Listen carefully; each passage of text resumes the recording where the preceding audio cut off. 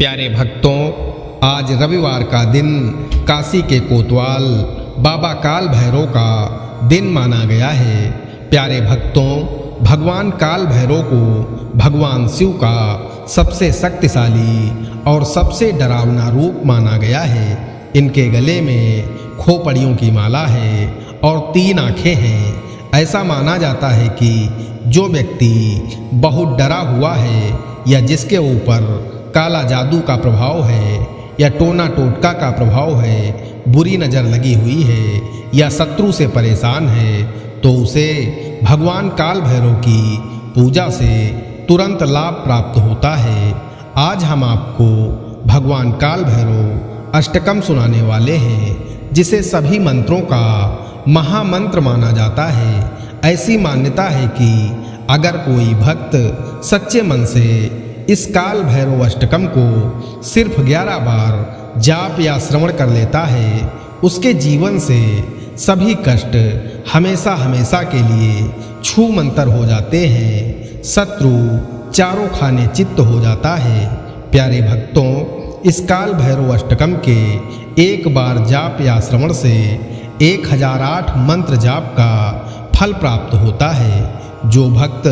11 बार इस अष्टकम का जाप या श्रवण कर लेता है, उसे संपूर्ण 11,088 मंत्र जाप का फल प्राप्त होता है। प्यारे भक्तों, इस काल भैरव अष्टकम का जाप या श्रवण करते समय एक बात की विशेष सावधानी रखें, इसे पूरा 11 बार सुने, बीच में बंद ना करें, क्योंकि बाबा काल भैरव जितने दयालु हैं उतनी ही जल्दी क्रोधित भी होते हैं। जीवन के सभी दुख और पापों से मुक्ति के लिए पूरा 11 बार इस काल भैरव अष्टकम का श्रवण करें, संपूर्ण फल की प्राप्ति होगी। प्यारे भक्तों, आइए शिव जी के सबसे शक्तिशाली और सबसे डरावने रूप भगवान काल भैरव अष्टकम को कम से कम 11 बार सुन लेते हैं। लेकिन उससे पहले सभी भक्तों से एक प्यारा सा निवेदन है, वीडियो पसंद आए तो दिल से एक लाइक कर दीजिएगा और इसी तरह के कल्याणकारी वीडियो आगे भी देखने के लिए हमारे चैनल मंत्र की विद्या को सब्सक्राइब करके कमेंट में जय काल भैरव जरूर लिखें। प्यारे भक्तों, काल भैरव अष्टकम इस प्रकार है। देवराज सेव्यमान पावनांघ्रि पंकजम व्यालयज्ञ सूत्रमेन्दु शेखरम कृपाकरम नारदादि योगी वृंद वंदितम दिगंबरम काशिकापुराधिनाथ काल भैरवं भजे भानुकोटि भास्वरम भवाब्धितारिकं परम नीलकंठमीप्सितार्धदायकं त्रिलोचनम कालकालमंबुजाक्षमच्छशूलमच्छरम काशिकापुराधिनाथ काल भैरवं भजे शूलटङ्कपाशदण्डपाणिमादिकारणं श्यामकायमादिदेवमच्छरं निरामयं भीमविक्रमं प्रभुं विचित्रताण्डवं प्रियं काशिकापुराधिनाथ काल भैरवं भजे भुक्तिमुक्तिदायकं प्रशस्तचारु विग्रहं भक्तवत्सलं स्थितं समस्तलोकविग्रहं विनिघ्नं नन्ममोग्य हेमकिङ्किणीलसत्किटं काशिकापुराधिनाथ काल भैरवं भजे धर्मसेतुपालकं त्वधर्ममार्गनाशनं कर्मपाशमोचकं सुशर्मदायकं विभुं श्रवणवर्णशेषपाशशोभिताङ्गमण्डलं काशिकापुराधिनाथ काल भैरवं भजे रत्नपादुकाप्रभाभिरामपादयुग्मकं नित्यं द्वितीयमिष्टदैवतं निरञ्जनं मृत्युदर्पनाशनं करालदष्टमोक्षणं काशिकापुराधिनाथ काल भैरवं भजे अट्टहासभिन्नपद्मजाण्डकोशसन्तितं दृष्टिपातनष्टपापजालमुग्रशासनं अष्टसिद्धिदायकं कपालमालिकाधरं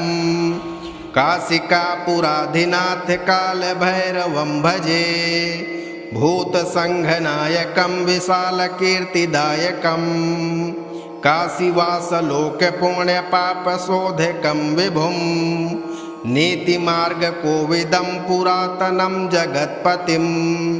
काशिकापुराधिनाथ कालभैरवं भजे कालभैरवाष्टकं पठन्ति ये मनोहरं ज्ञानमुक्तिसाधिनं विचित्रपुण्यवर्धनं शोकमोहदैन्यलोभकोपतापनाशनं प्रयान्ति कालभैरवं दिशिग्निधं नराध्रुवं देवराजसेव्यमान पावनाङ्घ्रिपङ्कजं व्यालयज्ञसूत्रमिन्दुशेखरं कृपाकरं नारदादियोगिवृन्दवन्दितं दिगम्बरं काशिकापुराधिनाथ कालभैरवं भजे भानुकोटिभास्वरं भवाब्धितारकं परं नीलकण्ठमीप्सितार्धदायकं त्रिलोचनं कालकालमम्बुजाक्षमच्छशूलमच्छरं काशिकापुराधिनाथ कालभैरवं भजे शूलटङ्कपाशदण्डपाणिमादिकारणं श्यामकायमादिदेवमच्छरं निरामयं भीमविक्रमं प्रभुं विचित्रताण्डवं प्रियं काशिकापुराधिनाथ कालभैरवं भजे भुक्तिमुक्तिदायकं प्रशस्तचारुविग्रहं भक्तवत्सलं स्थितं समस्तलोकविग्रहं विनिघ्नं नन्ममोघ्यहेमकिङ्किणीलसत्किटं काशिकापुराधिनाथ कालभैरवं भजे धर्मसेतुपालकं त्वधर्ममार्गनाशनं कर्मपाशमोचकं सुशर्मदायकं विभुं श्रवणवर्णशेषपाशशोभिताङ्गमण्डलं काशिकापुराधिनाथ कालभैरवं भजे रत्नपादुकाप्रभाभिरामपादयुग्मकं नित्यं द्वितीयमिष्टदैवतं निरञ्जनं मृत्युदर्पनाशनं करालदष्टमोक्षणं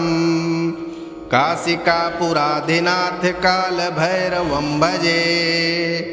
अट्टहासभिन्नपद्मजाण्डकोशसन्तितं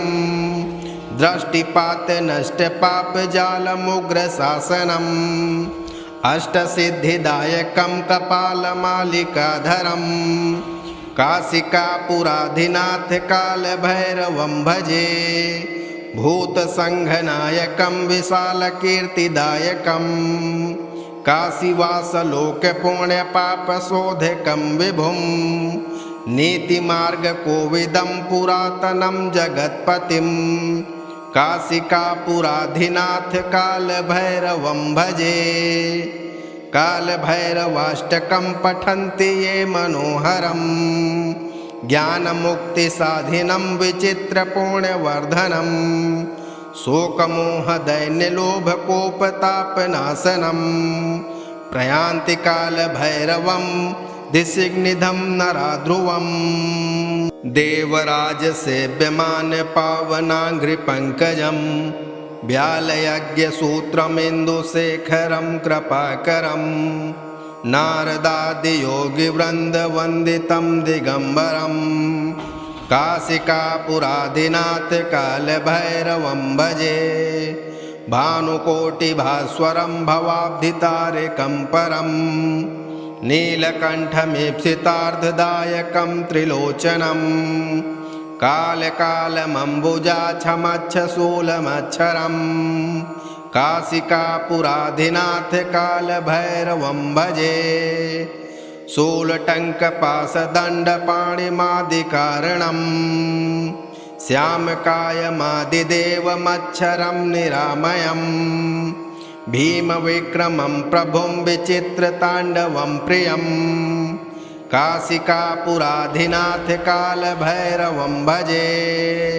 भुक्तिमुक्तिदायकं प्रशस्तचारु विग्रहं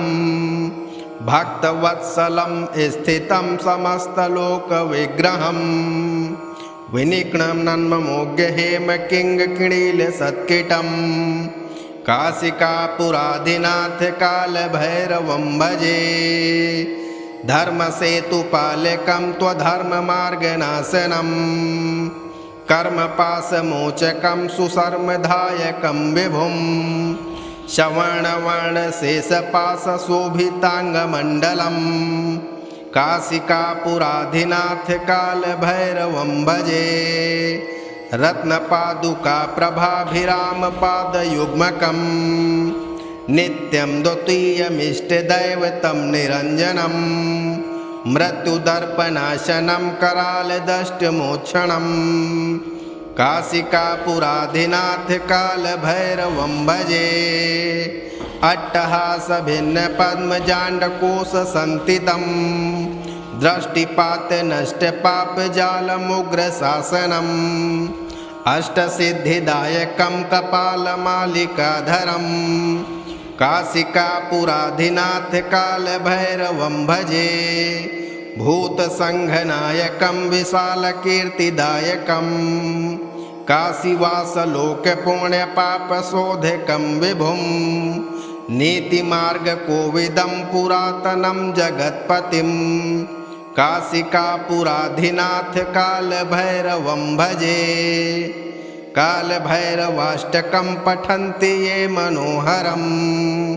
ज्ञानमुक्तिसाधिनं विचित्रपुण्यवर्धनं शोकमोहदैन्यलोभकोपतापनाशनं प्रयान्ति कालभैरवं दिशिग्निधं नराध्रुवं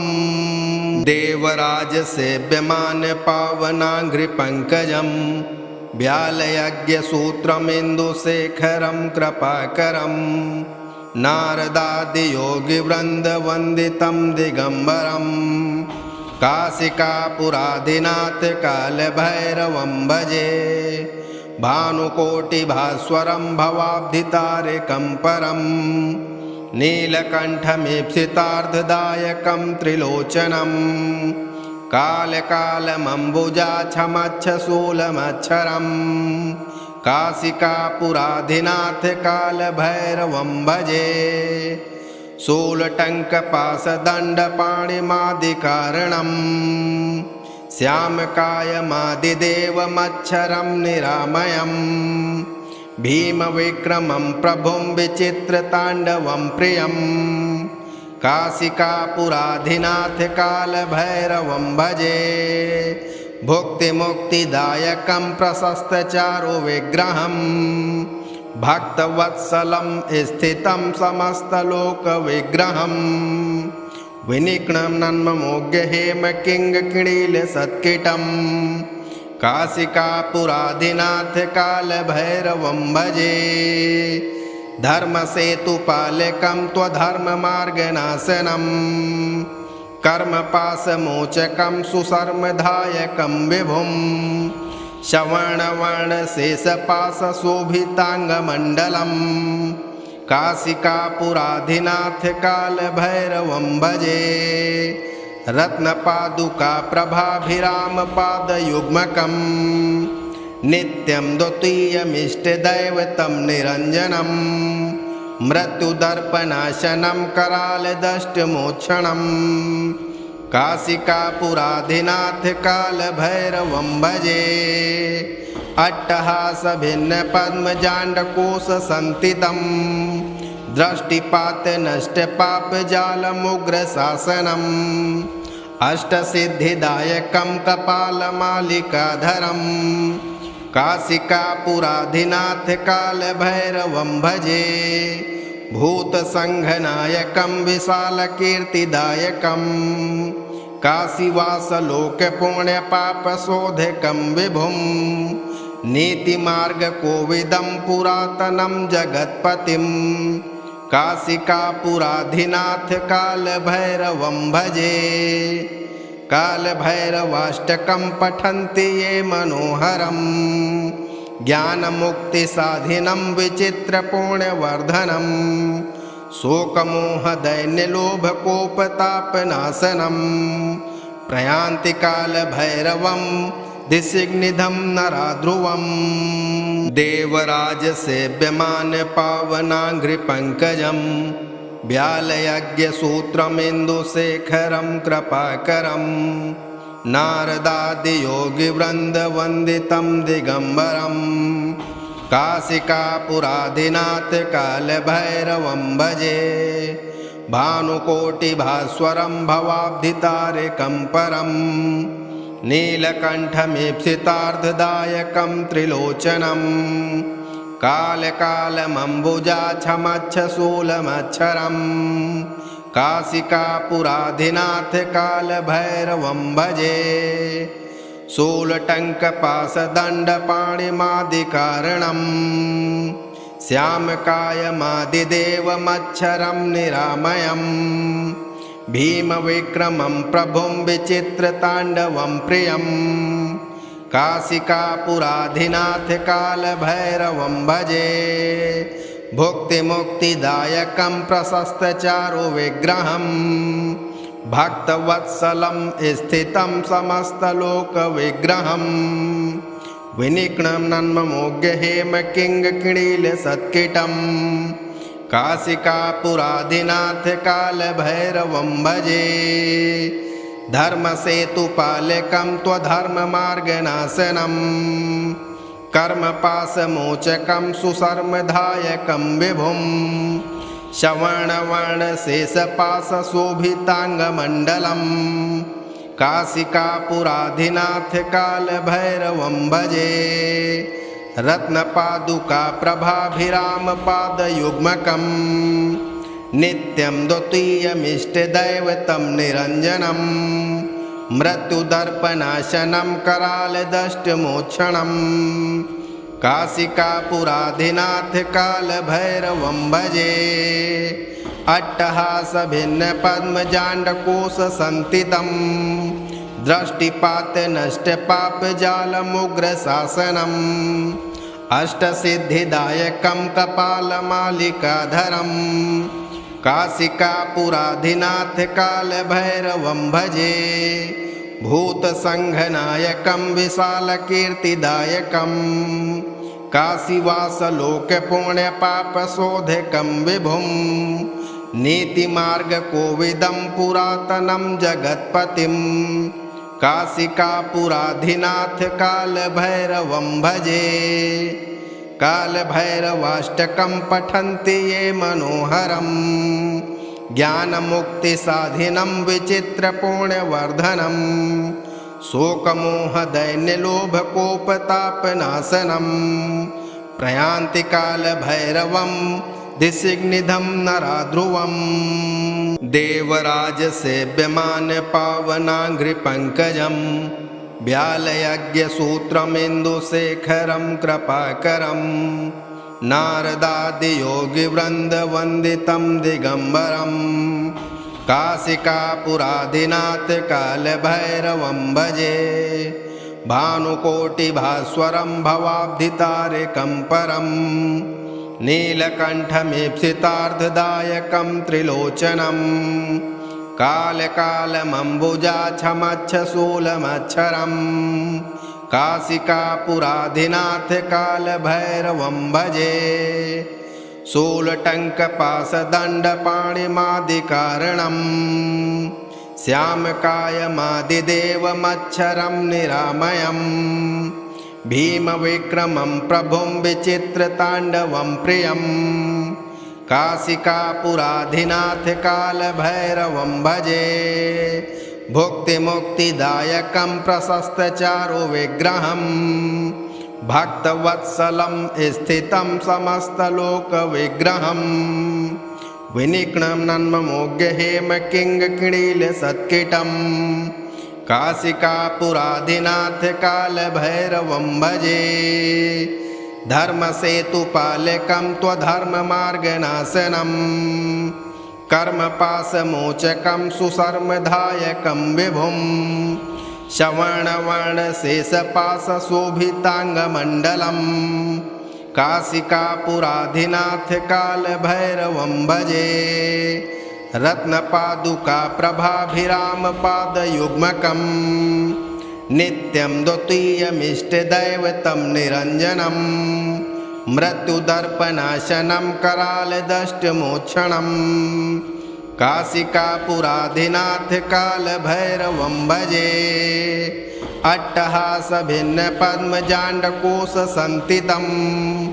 दृष्टिपातनष्टपापजालमुग्रशासनम् अष्टसिद्धिदायकं कपालमालिकाधरं काशिकापुराधिनाथ कालभैरवं भजे भूतसङ्घनायकं विशालकीर्तिदायकं काशीवासलोकपुण्यपापशोधकं विभुं नीतिमार्गकोविदं पुरातनं जगत्पतिं काशिकापुराधिनाथ कालभैरवं भजे कालभैरवाष्टकं पठन्ति ये मनोहरं ज्ञानमुक्तिसाधिनं विचित्रपुण्यवर्धनं शोकमोहदैन्यलोभकोपतापनाशनं प्रयान्ति कालभैरवं दिशिग्निधं नराध्रुवम् देवराजसेव्यमानपावनाङ्घ्रिपङ्कजं व्यालयज्ञसूत्रमिन्दुशेखरं कृपाकरं नारदादियोगिवृन्दवन्दितं दिगम्बरं काशिकापुराधिनाथ कालभैरवं भजे भानुकोटिभास्वरं भवाब्धितारकं परं नीलकण्ठमीप्सितार्धदायकं त्रिलोचनं कालकालमम्बुजाक्षमच्छशूलमच्छरं काशिकापुराधिनाथ कालभैरवं भजे शूलटङ्कपाशदण्डपाणिमादिकारणं श्यामकायमादिदेवमच्छरं निरामयं भीमविक्रमं प्रभुं विचित्रताण्डवं प्रियं काशिकापुराधिनाथ कालभैरवं भजे भुक्तिमुक्तिदायकं प्रशस्तचारुविग्रहं भक्तवत्सलं स्थितं समस्तलोकविग्रहं विनिघ्नन्ममोघ्यहेमकिङ्किणीलसत्किटं काशिकापुराधिनाथ कालभैरवं भजे धर्मसेतुपालकं त्वधर्ममार्गनाशनं कर्मपाशमोचकं सुशर्मदायकं विभुं श्रवणवर्णशेषपाशशोभिताङ्गमण्डलं काशिकापुराधिनाथ कालभैरवं भजे रत्नपादुका प्रभाभिरामपादयुग्मकं नित्यं द्वितीयमिष्टदैवतं निरञ्जनं मृत्युदर्पनाशनं करालदष्टमोक्षणं काशिकापुराधिनाथ कालभैरवं भजे अट्टहासभिन्नपद्मजाण्डकोशसन्तितं दृष्टिपातनष्टपापजालमुग्रशासनम्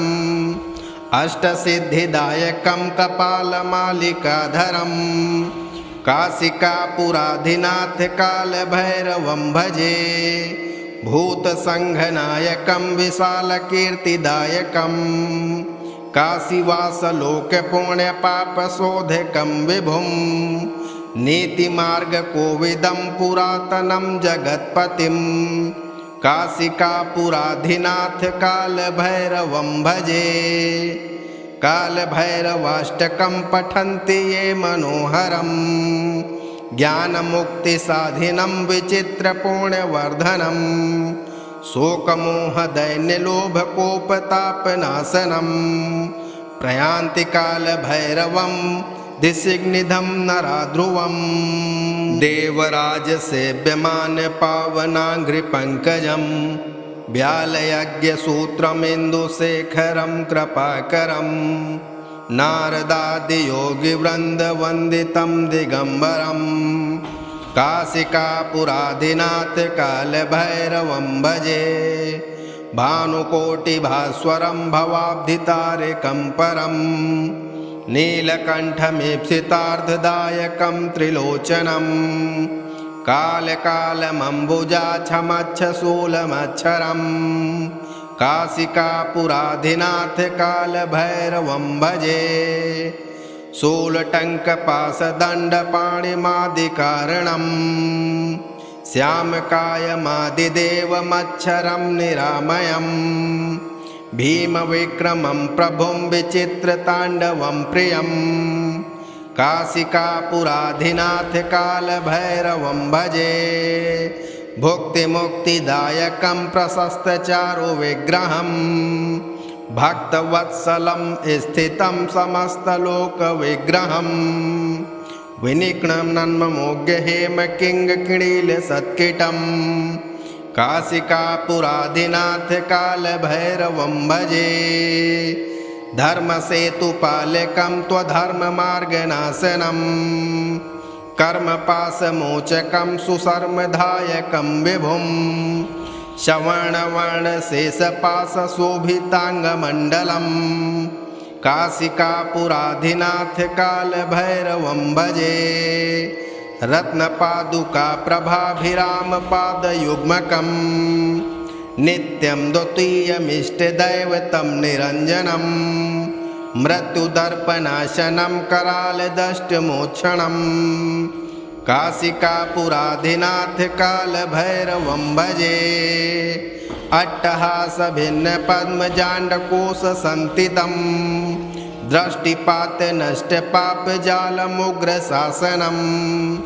अष्टसिद्धिदायकं कपालमालिकाधरं काशिकापुराधिनाथ कालभैरवं भजे भूतसङ्घनायकं विशालकीर्तिदायकं काशीवासलोकपुण्यपापशोधकं विभुं नीतिमार्गकोविदं पुरातनं जगत्पतिं काशिकापुराधिनाथ कालभैरवं भजे कालभैरवाष्टकं पठन्ति ये मनोहरं ज्ञानमुक्तिसाधिनं विचित्रपुण्यवर्धनं शोकमोहदैन्यलोभकोपतापनाशनं प्रयान्ति कालभैरवं दिशिग्निधं नराध्रुवं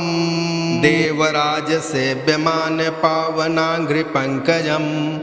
व्यालयज्ञसूत्रमिन्दुशेखरं कृपाकरं नारदादियोगिवृन्दवन्दितं दिगम्बरं काशिकापुराधिनाथ कालभैरवं भजे भानुकोटिभास्वरं भवाब्धितारकं परं नीलकण्ठमीप्सितार्धदायकं त्रिलोचनं कालकालमम्बुजाक्षमच्छशूलमच्छरं काशिकापुराधिनाथ कालभैरवं भजे शूलटङ्कपाशदण्डपाणिमादिकारणं श्यामकायमादिदेवमच्छरं निरामयं भीमविक्रमं प्रभुं विचित्रताण्डवं प्रियं काशिकापुराधिनाथ कालभैरवं भजे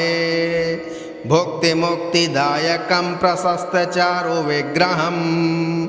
भक्तवत्सलं स्थितं समस्तलोकविग्रहं विनिघ्नं नन्ममोग्यहेमकिङ्किणीलसत्किटं काशिकापुराधिनाथ कालभैरवं भजे धर्मसेतुपालकं त्वधर्ममार्गनाशनं कर्मपाशमोचकं सुशर्मदायकं विभुं श्रवणवर्णशेषपाशशोभिताङ्गमण्डलं काशिकापुराधिनाथ कालभैरवं भजे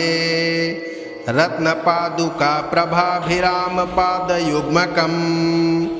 नित्यं द्वितीयमिष्टदैवतं निरञ्जनं मृत्युदर्पनाशनं करालदष्टमोक्षणं काशिकापुराधिनाथ कालभैरवं भजे अट्टहासभिन्नपद्मजाण्डकोशसन्तितं दृष्टिपातनष्टपापजालमुग्रशासनम्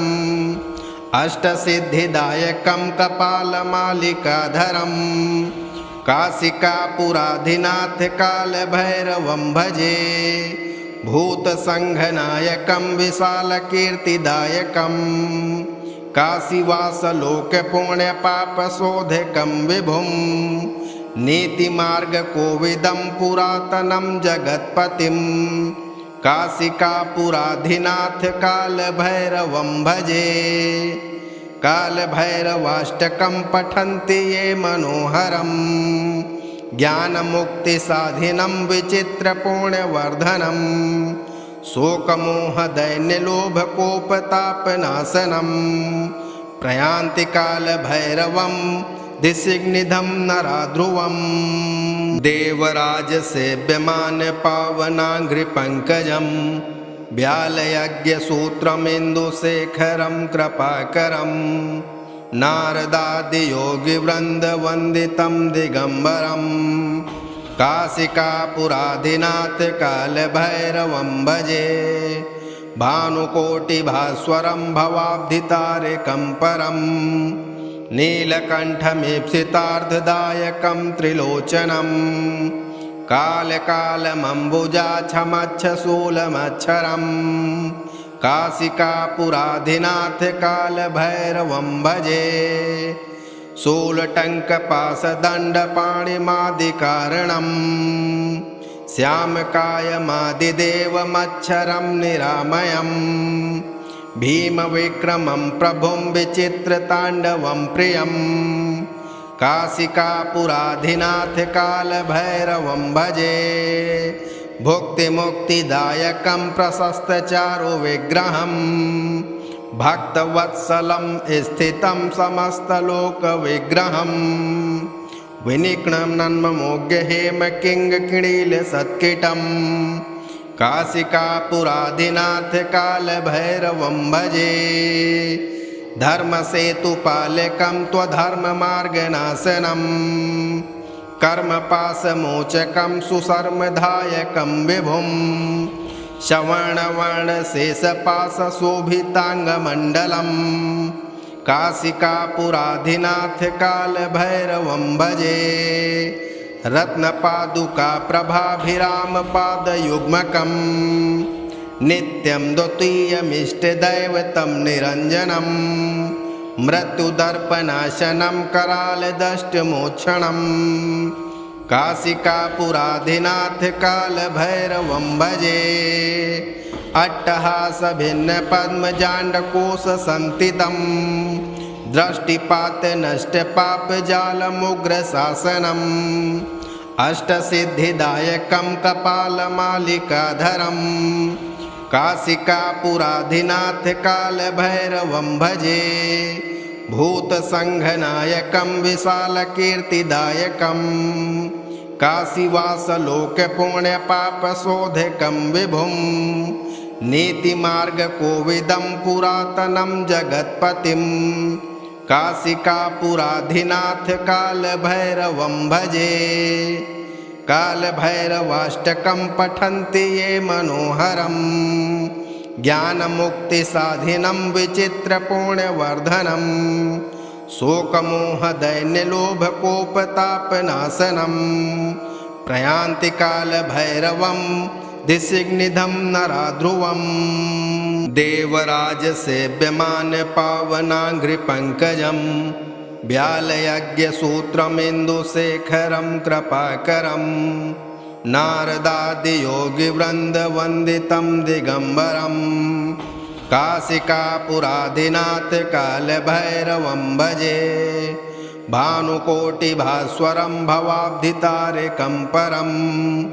नीलकण्ठमीप्सितार्धदायकं त्रिलोचनं कालकालमम्बुजाक्षमच्छशूलमच्छरं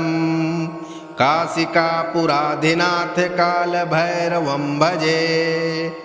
शूलटङ्कपाशदण्डपाणिमादिकारणं श्यामकायमादिदेवमच्छरं निरामयं भीमविक्रमं प्रभुं विचित्रताण्डवं प्रियं काशिकापुराधिनाथ कालभैरवं भजे भुक्तिमुक्तिदायकं प्रशस्तचारुविग्रहं भक्तवत्सलं स्थितं समस्तलोकविग्रहं